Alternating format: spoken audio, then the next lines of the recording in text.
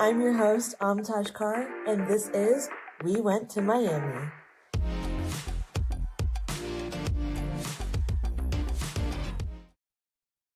Welcome to your favorite alumni talk show, interview show, whatever you want to call us. We Went to Miami.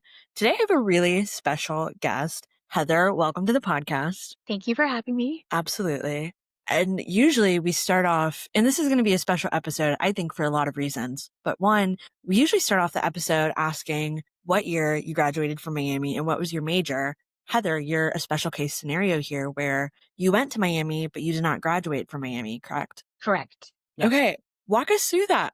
How did you end up on campus and what year were you on campus? So my path to Miami University began in 1994. And my path to Miami was a path of escape. I grew up in New York City, homeless, homeschooled with my single mother and twin sister. And I played my violin on the street corners across the street from Trump Tower for money so that my family could eat. And I wasn't educated for about 10 years. I ended up going to a school in the South called Bob Jones University, which is a non-denominational Christian college. And I felt really stifled there. And I knew that once again, I had to escape and I had to leave the situation. And my uncle told me about Miami University because he had graduated from there. And when I wound up at Miami, I felt something I had never experienced before, which was safety. I felt so welcomed and so finally just in a place of like a home, like I had finally found my home after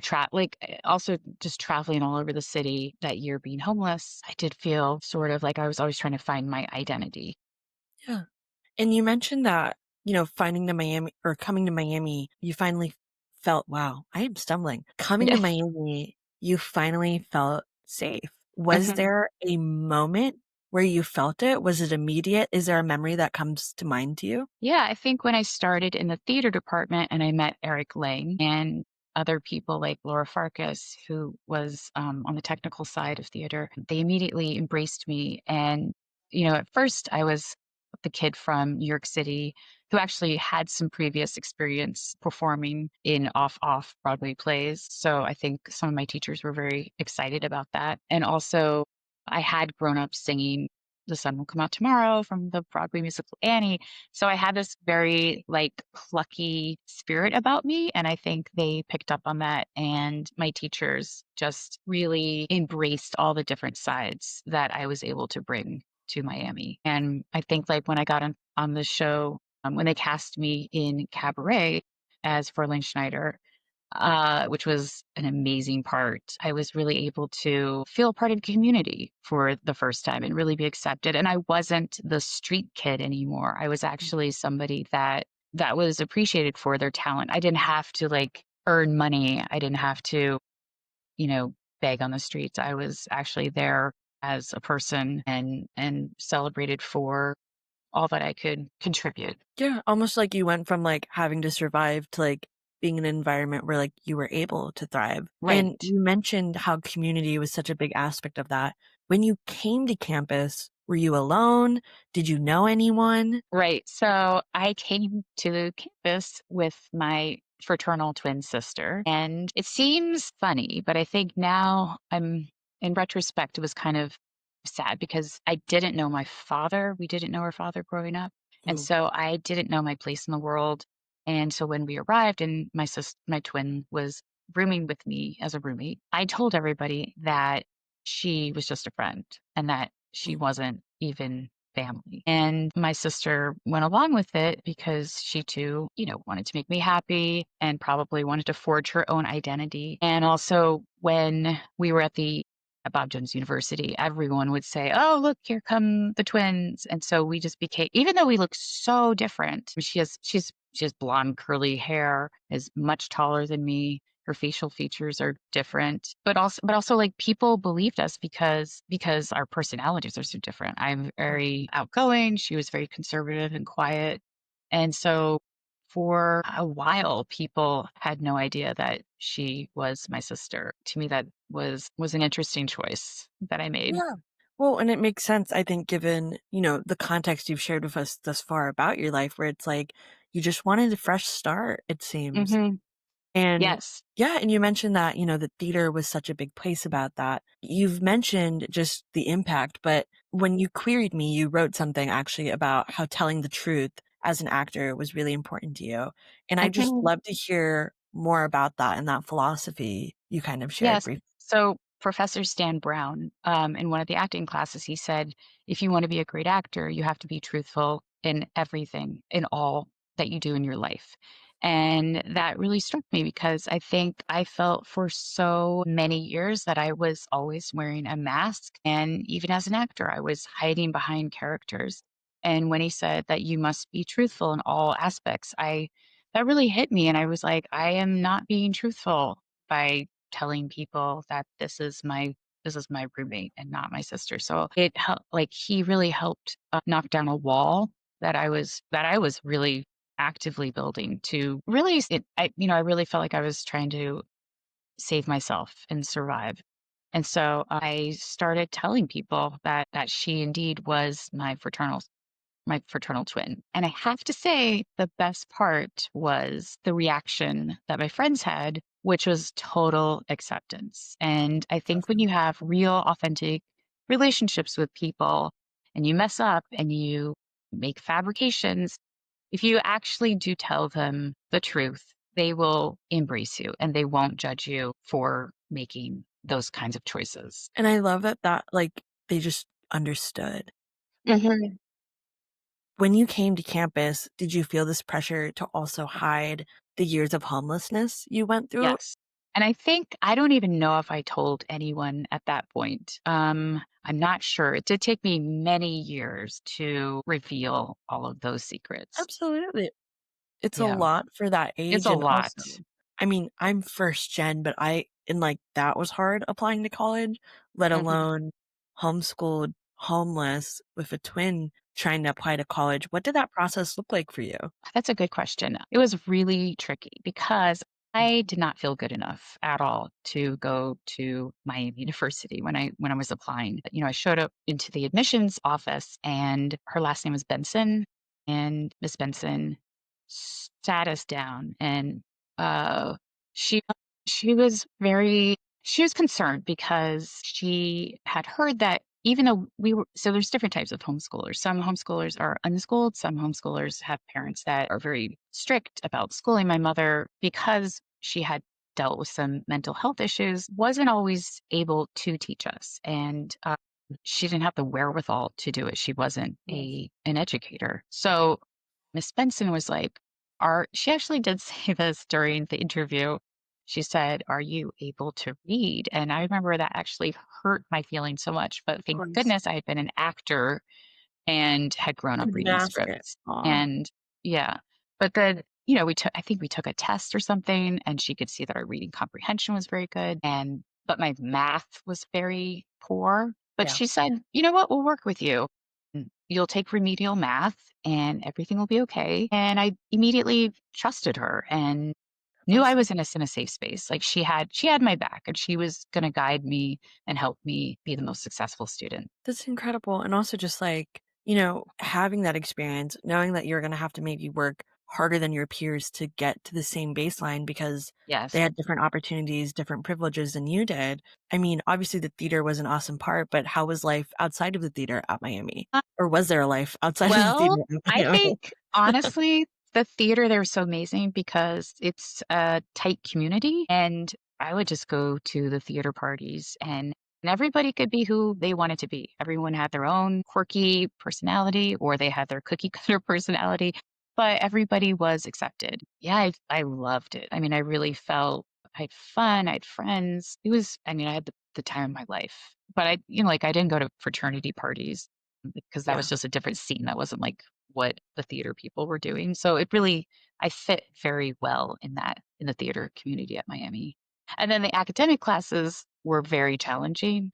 I do yeah. remember taking a science class and I didn't know what photosynthesis was. And I had to like get a tutor and I had a really hard time Yeah, just being able to comprehend um, those kinds of concepts. I really struggled. and you mentioned For the most part, your Miami experience seems nothing but positive, except the Mhm. educational struggle.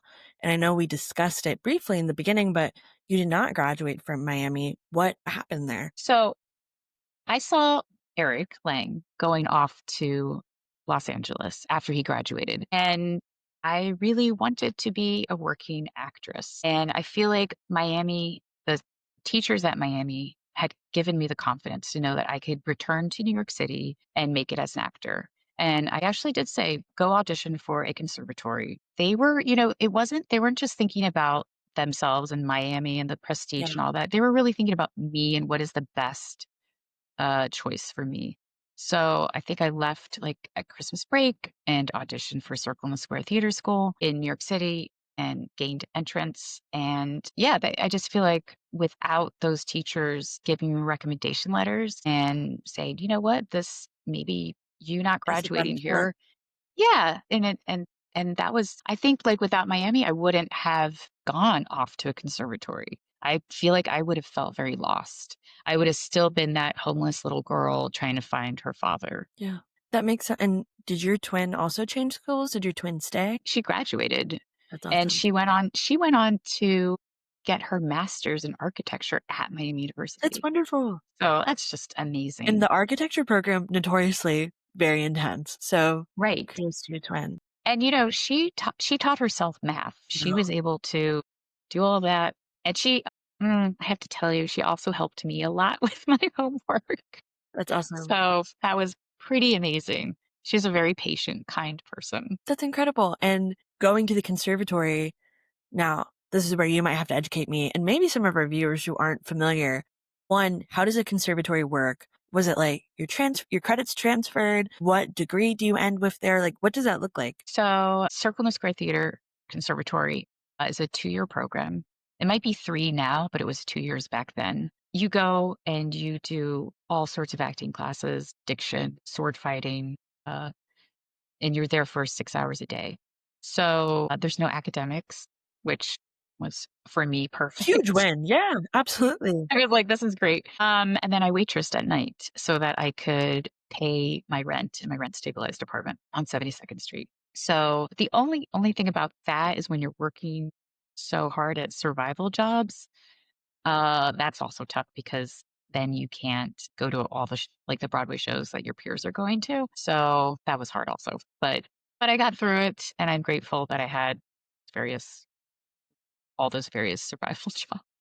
I had a Yeah. lot. Well, and it makes sense, and your story is incredible too, just because I feel like, and obviously we'll weave this for our listeners as well, but your work and your passion, and not even just your work in the literal sense of like you did multiple jobs, but your work ethic as well took you on this beautiful journey of being able to thrive. And so you leave the conservatory after you finish your program. What Right. happens next? So I auditioned for a few years, went to all the open calls, rollerbladed to 46th Street in front of That's awesome. the Equity building. And when you're first starting out, if you don't have an agent, you go to open calls where you're sitting outside the building. You can start to line up at 5 in the morning.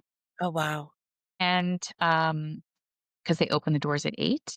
And I would go, and then the audition is at 10. So you sign up with like 100 or 200 actors. uh, I did that for a few years because I believed so much in my craft and that I know.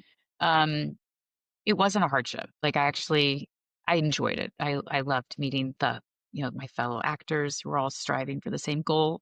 And then I eventually wanted to stop waitressing because I was just not having the best time. Because New York City restaurants are a different animal than I actually even worked at a restaurant in Miami called DePaula's. I don't know if it's still there, I but don't think like, it is. yeah, but that was super chill, super cool. Yeah. And then when you're in a New York City restaurant, it's like you better look busy or your boss is gonna yell at you. Yeah. I mean, it's a different animal. So in a high pressure place. So anyways, I kept seeing I didn't have a TV when I lived in my 144 square foot studio apartment, but I Yeah. saw Sarah Jessica Parker on buses, like advertising Sex in the Yeah. City. And I was like, "Oh, yeah, I remember seeing her, um, on Broadway, but she was in Annie, and she's, like, 9 years older than me, I think, so she was, like, 14 and I was, like, 6 or whatever the math is." I didn't even know Sarah Jessica Parker was in Annie, so this is She good to was know. the most amazing Annie. You have to look her up. She Okay, was now I will. so cute, and her voice she was Oh, so adorable. Just like she is now, actually, just the 14-year-old version. But I was like, "Oh, you know what? I kinda look like SJP. Uh, what if I get a job?" Oh, and somebody like, I was doing extra work on films, and people kept saying, "Oh, you have to get a job on Sex and the City," and I was like, "As what?" And they're like, "As a stand-in." A stand-in is somebody that stands there for the lighting, when the star is getting their makeup put on, and you just have to be the same height. You don't have to look exactly like the person, but you have to have the general hair color and general features. So, I was like, "Ooh, okay." So I rollerbladed down to the casting director's office, and I showed up and, I was like, "Hey, I know you've started," they had already started, like, season 1, maybe they're on season 2 at this point, and I said, "I would love to be considered to be a stand-in," and they were like, "No, SJP's, like, still a lot shorter than me," so that was a no-go, and I don't have blonde curly hair, but yeah. they they were like, "Maybe for Kristen Davis, but we already have a stand-in, and also you actually really, really don't look like her, like, at all." So I was kind of like crushed because then Yeah. I was like, "Oh, great, now I'm going back to." By then I was like catering at parties. I was a waitress. I was a co-checker on the weekends. You were doing Sometimes it all. Yeah. I had 2 or 3 different jobs just to get enough hours, and then I also became a Park Avenue nanny for a brief time, few months of my Okay. life. So, I was really just spinning my wheels, doing anything I could to pay my rent so that I could continue going to open calls in the morning. So, anyway, I kept like, every couple I think every week, I would go rollerblade down there. I'd be like, "Hey, do you have an opening?" And they would say, "No, no, go away." But once I'm a very determined person. Once I set Yeah. my mind on something, I'm like, "Arr." I used to be nicknamed Fang because, What?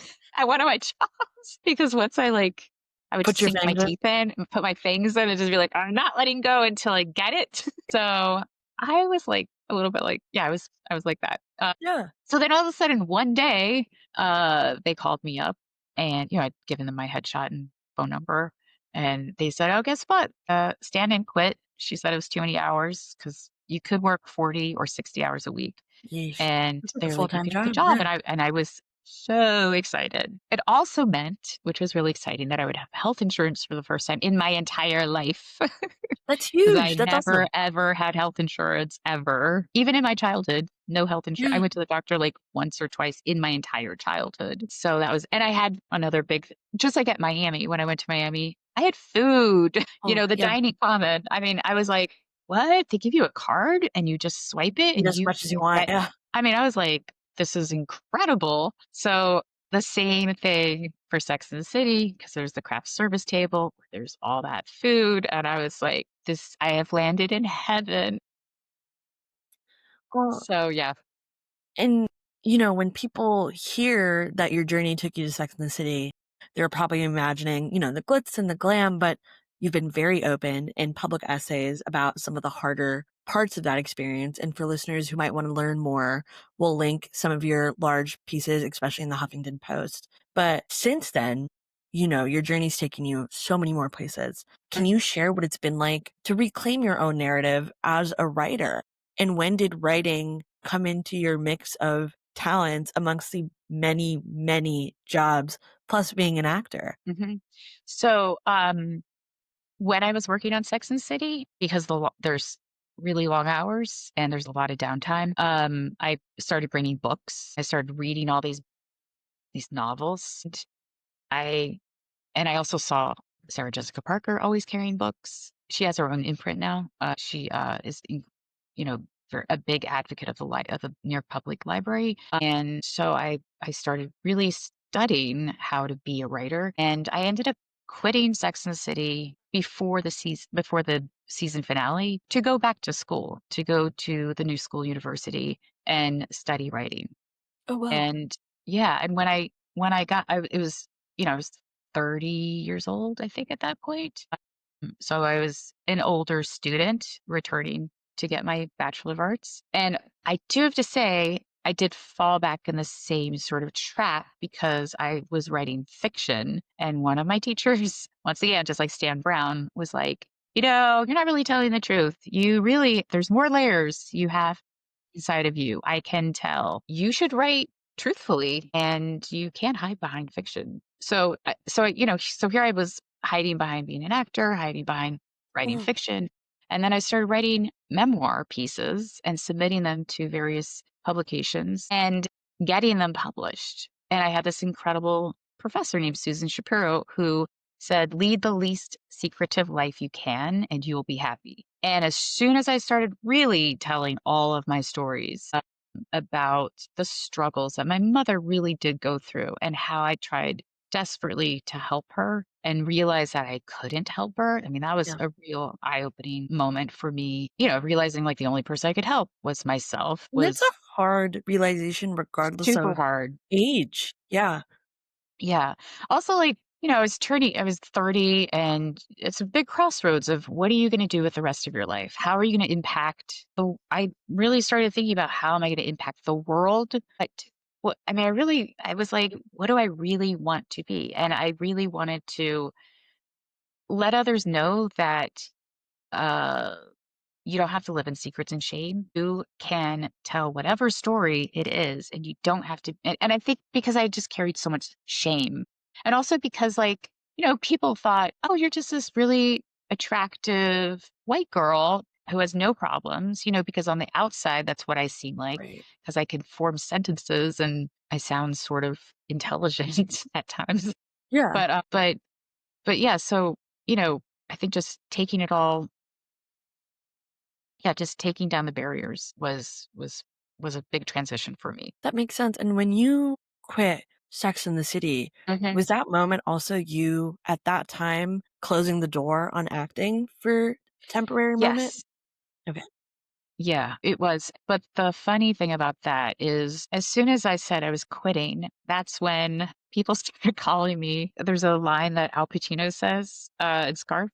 Wait, The Godfather. Just when you're out, they pull you back in.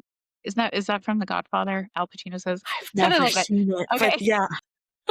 Well, just when you feel like you're out, they pull Yeah. you back in. So then people started calling me to be in independent films, and then I actually got like a lead role in an independent film, and I was like, "Wait, but I'm quitting the business." But I think that was, and then I don't know. I think that was pretty much the beginning of me being like, "No, no, no. What am I really, really trying to accomplish with my life?"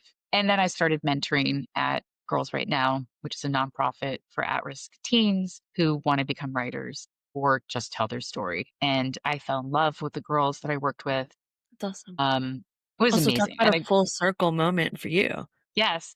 Yes, and when I got there, the funny thing was, I had a whole application that I had to do and be interviewed, but when I met the first girl, Megan, who I ended up having from her freshman year all the way through senior year and helped her write her college essays to get into Amherst, which was just extraordinary that this person who really never felt good enough and not smart enough, Mm. was able to help another person. And that was so much more rewarding than anything I'd ever done in my life. Absolutely. Yeah, even playing like the best concerto on my violin, it was so rewarding. And she now works in publishing, which is kind of That's sick. incredible. Yeah. It's just crazy. And we're still very, very best friends. But yeah, Girls Right Now is an amazing organization. I encourage everyone to uh, volunteer or find something that's local in your community. Yeah, absolutely. And I love that it helped you continue to give you purpose as you navigated this journey of like figuring it out. Right. Obviously, you've got these huge published pieces in pretty large publications early on, but what did that moment look like when one, you were writing these extremely vulnerable essays, but then two, when it no longer was between you and few individuals, but suddenly was you and national news. It was really scary because I was really nervous that my family would find out, that my mother would find out, because I did not want to hurt her, and I was scared that my twin would be. She has her own private life, and I didn't want to air Impact. things. And also like she was this graduate student at Miami. I mean, she had graduated Miami and carved out her own life in the Midwest with her husband and kids. And I wasn't sure. It was really, I felt scared. Like I couldn't sleep for a night or days before the pieces would come out.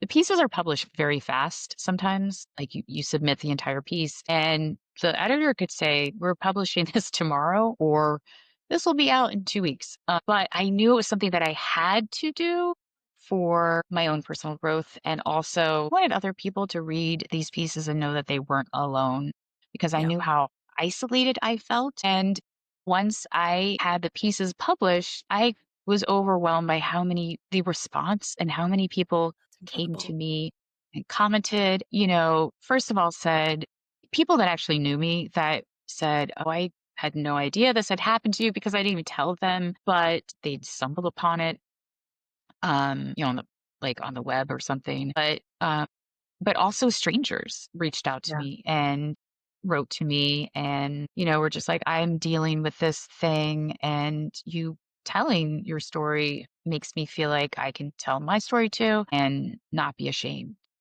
I love And that. that's like really my ultimate goal is to do that always. And have you ever published a book or anything? No, no, but I have a memoir that's in progress. It's actually complete at this moment that That's I'm exciting. querying Congratulations. agents. Yes, and it's called The Stand-In, and it's about how I went from a 10-year-old girl playing my violin across from Trump Tower to Sex in the City, and I actually discovered I did end up finding my father Oh, and wow. how that impacted the way that I raise my own because I have children now. How discovering those family secrets, what they did to my own family and how they changed the relationship with my mother and my sister. That's incredible.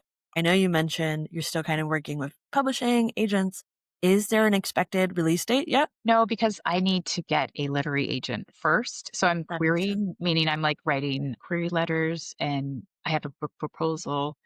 And I'm actually outlining a streaming series because I think it would be a really fun, not fun, but I think it would be like The Bear because The Bear is all about found family. And there's Yeah. also a lot of people along my journey that were total strangers that really became my family from the restaurants that I worked at to Sex and the City to the mentorship that I did for 10 years at Girls Right Now. And also there was somebody that found me and revealed that we had been related, like our family had been related in the Oh, 1800s. wow. He was doing a genealogy and he became like a father and invited me to his family. That's So, incredible.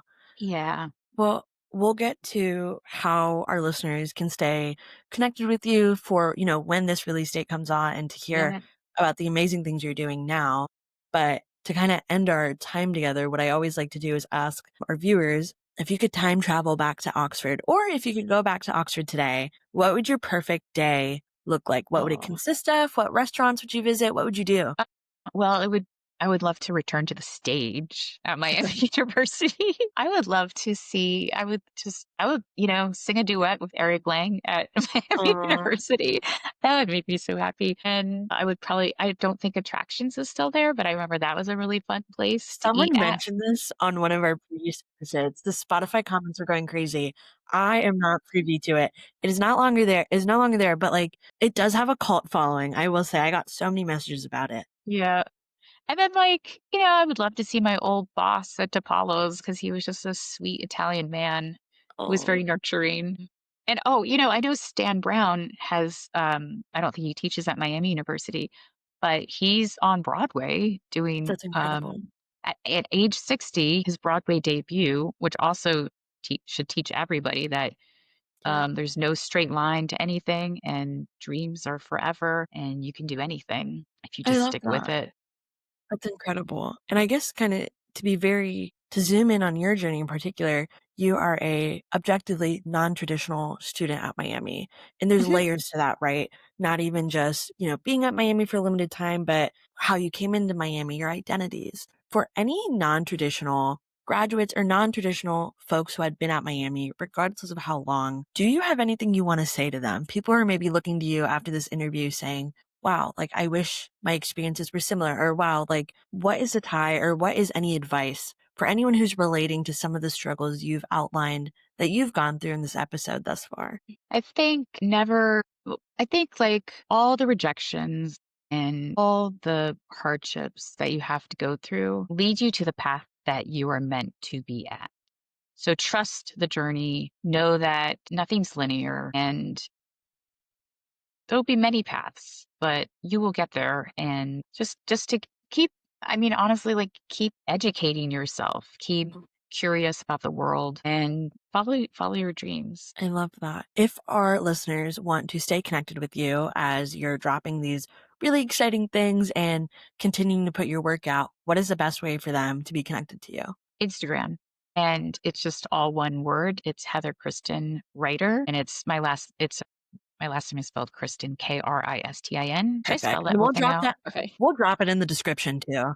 So all good. But thank you so much. Any other ways you wanted to share or any Miami shout outs as we end this episode? I know Eric Lee and Stan Brown have gotten their flowers. Yeah. Anyone else? And Laura Farkas, Okay. love you. Love you, girl. We're still best buddies. Um, And Megan Everett, we were in the theater department together. She lives with Stellan Skarsgård, who is an incredible actor in many, many films that you've seen, I'm sure. Okay. well, thank you so much, Heather, Oh, thank you so for much. coming on. I know your story will impact many, and I know people who maybe typically aren't seen in the Miami alum category slash folks who went to Miami are going to feel really seen by this. So thank you so much for coming on Oh, today. thank you so much. This has been really a pleasure. That's a wrap on We Went to Miami. Like what you heard? Share it, sub it, hype it up. Till next time, love and honor.